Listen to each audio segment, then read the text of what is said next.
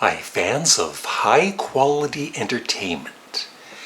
My buddy, my best friend, besides Molly, just posted a video, and so I'm inspired to do my own video on albums that, either took a long time to appreciate and get into, or, you just didn't like the album at first. Some albums, it might just take, a handful of listens to finally get, and then there's others that take years. And so these aren't in any order or anything, and I'll have a link for Glenn's video in the pinned comment below and also here, so please check out Glenn's video because Glenn always inspires me not to do the things that he does, except for the video he just posted. Okay, he showed a McCartney album, and I'm going to show one. When this came out, it's not that I disliked it. I just thought it was, mediocre, and wasn't crazy about it. And now I absolutely love each and every song. It is McCartney 2. I know some people, some McCartney fans still don't appreciate this, but the last 10 years or so, I absolutely love this album. That's, the one thing some people don't realize about Paul McCartney is throughout his whole career, like his solo career, he was, pretty experimental sometimes. As some of you know, I'm going to be ranking the albums of Electric Light Orchestra with Phil Aston on his Now Spinning magazine channel sometime in the next week. Well, on Tuesday. I'm not sure when he's going to post it. And I am just so into ELO for the past month or so. I've always really liked them, but I love them now. They're one of my favorite bands. And this album, I used to think was not good. But that's because I only listened to it maybe once, years ago, and I thought, ooh, I don't like this. But I've grown to absolutely love their debut album with Roy Wood. It was called No Answer in America and Canada. And in the UK, it was just called The Electric Light Orchestra. And so I'm not sure where I'm going to rank this, but it's going to be a difficult ranking because I love a lot of the ELO albums. Okay, huge Frank Zappa fan. And when Joe's Garage came out, it was just volume 1. This is all three volumes together. When volume 1 came out, I loved it. Just like all the Zappa albums there that I was buying at the time. And then a few months later, Acts 2 and 3 came out, and I was really disappointed. I thought it was kind of bloated, and I just didn't like it. But and it didn't take too long to appreciate it, but I would say, maybe 5 or 6 listens to finally really appreciate the whole, like every act. So I love Acts 2 and 3 as much as Act 1 now. Alright, this band, pretty popular, and lots of fans of this album, but when I first heard it, I thought it was god-awful. And now it is my favorite album by Velvet Underground. White Light, White Heat. I think it was the production that I had to get used to because it's not the greatest production for an album. But this 45th Anniversary Deluxe Edition, for me, it sounds great. So I love the Velvet Underground. I've talked about this many times. The first Ween album I ever heard was Quebec. I loved it right away and bought it. And then I thought, okay, I'll get this one because I've heard about this many times, The Pod. I struggled with this. The first time I hated, I listened to it all the way through. I hated each and every second of this album.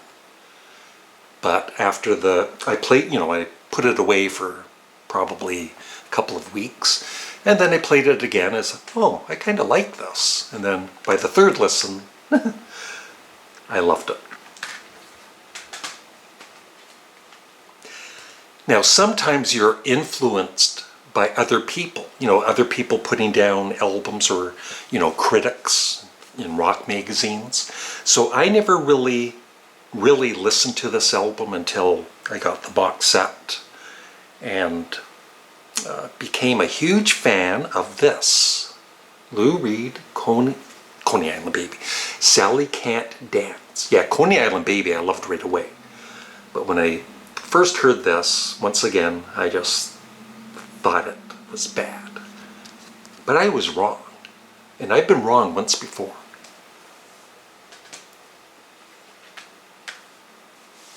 This album, it was the only one that I heard in the 60s and early 70s. I did like a couple of songs on it, but the rest of it was just kind of bland to me, and I think it's a very underrated album. And I love all of their early albums now, but the Moody Blues, Every Good Boy Deserves Favor, is an excellent album. Very underrated.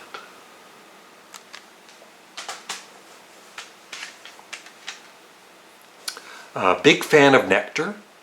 I was buying Recycled, Remember the Future, and then I bought Down to Earth, and I hated it because it was more on the poppy prog side. It's just a different sound for them, and so it definitely took me a few spins to appreciate it. And now it's probably my favorite album of theirs that I've heard. I bought Klaatu when it came out, 3:47 Eastern Standard Time. There was all this talk that it was the Beatles, but as soon as I played it, I knew that ain't the Beatles. But I really liked the album. And then their next album was called Hope, and I was so disappointed in this one. I thought it was cheesy, it was too pop, it was prog poppy. I did not like it at all. I think I played it maybe twice and then I gave up on it. And then, I bought this a few years back, and I just have a new appreciation for their second album. And in fact, I think I love it even more than their debut. Now, Glenn talks about, a couple of albums that Glenn and I agree on about not liking at first. Genesis, The Lamb Lies Down on Broadway. I wouldn't say I didn't like it. I loved side one, and then I thought, once again, it was just a bloated album. It was just too much, and it was boring and whatever. But I just had to take the time through the years, and now I still need to listen to it more, but I finally, the last couple of times I played it all the way through, it's like, oh my God, this is great. So, yeah.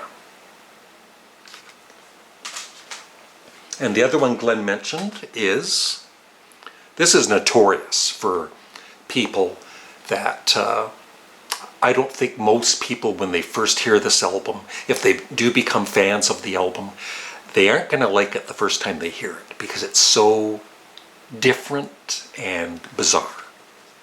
Trout Mask Replica, Captain Beefheart. It's not my favorite Captain Beefheart album, but it's still, like I said, it took me probably half a dozen listens to really appreciate, and I love the album now.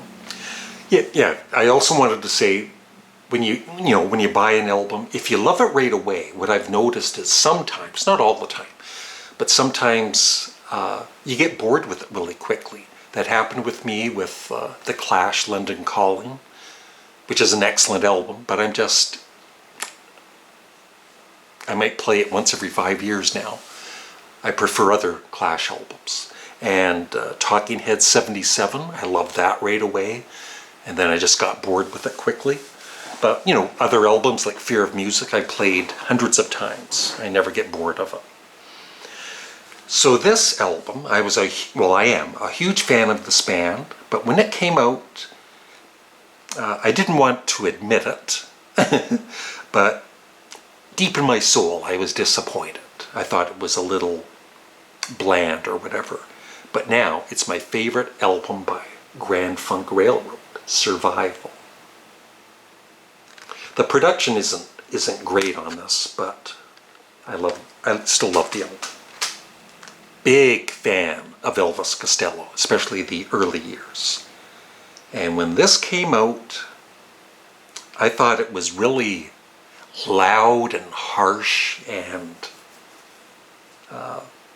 it's not like I hated it, but I didn't really, like it too much, except for maybe a couple of songs.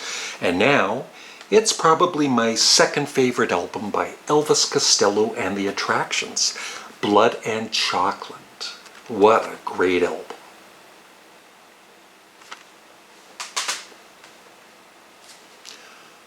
I've talked about this one before. Huge fan of this band. Always excited when a new album came out. And this one, it sounded like they were trying to, get on the radio and be more commercial. And I just disliked it. I think I played it once or twice, and that was about it. And I gave up on it. Until I got the box set a few years back, and I re-listened to it after many years, and I think it is a mighty fine album. Blue Oyster Cult, Mirrors. Is it kind of poppy rock? Yes, some of it, but still, it's a great album. So in a CD exchange a couple of years ago, I was given this particular album. And the first time, I just listened to it on Spotify, and the first time I listened to it all the way through, I hated it, as usual. But, because we're doing these CD reviews, you have to, listen to an album more than once to give the album a chance. And on the second listen, I found it kind of charming. And by the third listen, I absolutely loved it. And because of this particular album, and also another one, I'm a huge fan of the Beach Boys. And the album I'm talking about is Friends, which I thought was just, I didn't like it.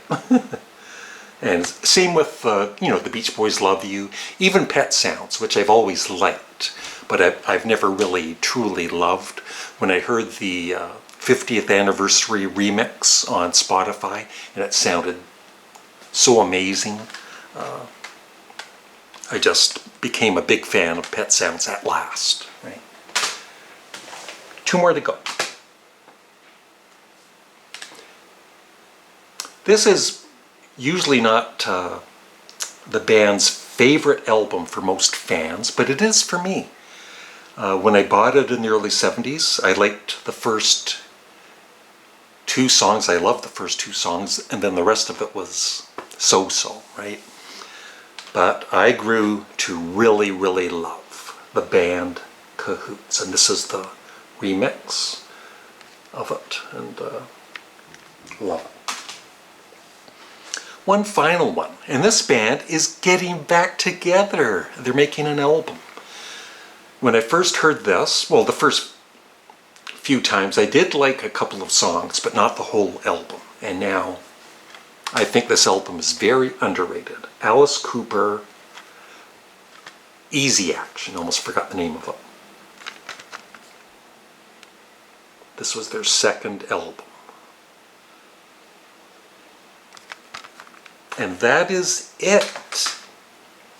So once again, thank you, Glenn, for the great idea, even though I've done this kind of idea in the past. So I think he actually copied me.